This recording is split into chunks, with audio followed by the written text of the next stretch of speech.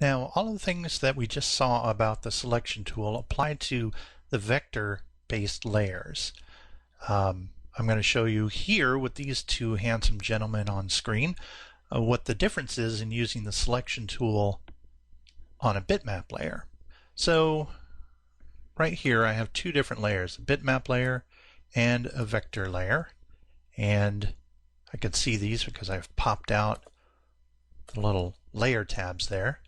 So if I click on the vector layer, this is basically the same thing as we just witnessed with all the examples. It can be distorted and moved, every little piece individually.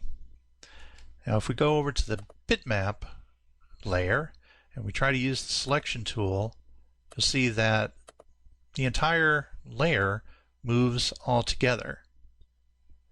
So there's no way for me to use the selection tool and just grab that word, for example. I'd like to, but I can't.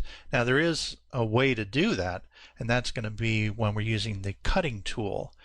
There are certain things though that you still can do with the selection tool on a bitmap, and that is you can rotate and you can stretch and you can scale, and you can flop the image horizontally or vertically.